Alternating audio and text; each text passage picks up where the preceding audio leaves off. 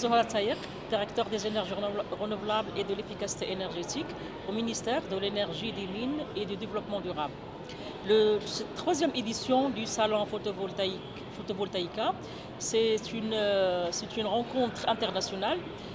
Cette année, elle est organisée par le ministère de l'énergie, des mines et du développement durable, par Mazen et par la SEE.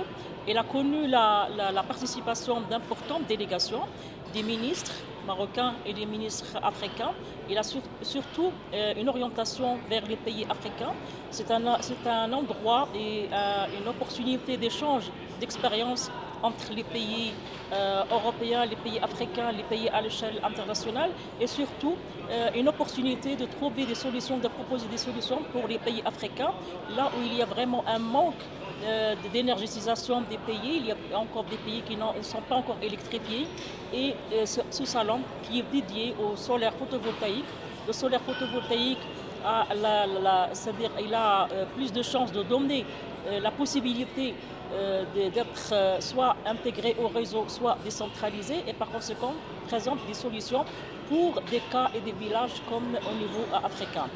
Donc c'est vraiment une réussite.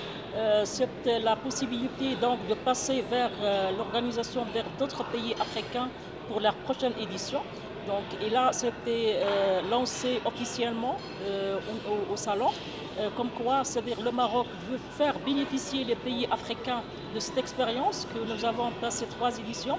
Le Maroc a lancé lors de la première édition sa feuille de route pour le développement du solaire photovoltaïque, pour des grands projets, pour des projets de moyenne taille et pour des petits projets qui permettront de développer les petites et moyennes entreprises. Toute cette expérience acquise par le Maroc sera partagée avec nos frères et nos pays africains qui sont également des pays qui ont déjà initié des programmes, qui ont déjà initié des stratégies et par conséquent c'est une expérience qui doit être échangée entre les pays africains. Bien sûr, il y a l'avancée au niveau européen qui ont initié déjà le développement du solaire photovoltaïque et cette expérience sera également partagée, mais bien sûr en tirant les leçons, en évitant les erreurs qui ont été commises par les pays européens, parce que même les pays européens, au début du développement du solaire photovoltaïque, il y a eu des erreurs qui ont été commises. Donc la chance que l'Afrique a, il peut tirer les bonnes leçons tout en évitant les erreurs, en bénéficiant des avantages. Le photovoltaïque est devenu actuellement très compétitif à l'échelle internationale. Le prix a chuté et par conséquent, il est devenu accessible et à la portée des pays africains. C'est bon? J'ajoute autre chose? Sur l'organisation. D'accord.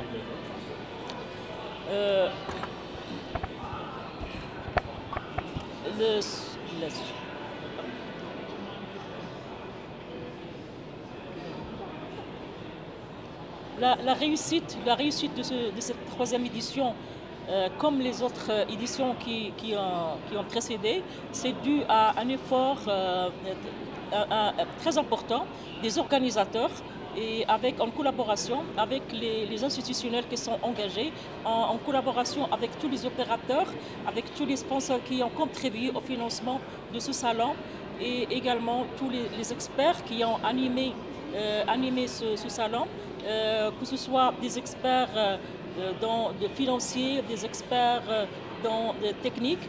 Et par conséquent, j'espère que la prochaine édition, qui sera organisée dans un capital africain, aura l'appui du Maroc, aussi bien les départements ministériels, le ministère de l'énergie, des mines, du développement durable, et aussi bien les entités qui sont responsables du développement des énergies renouvelables à l'échelle nationale.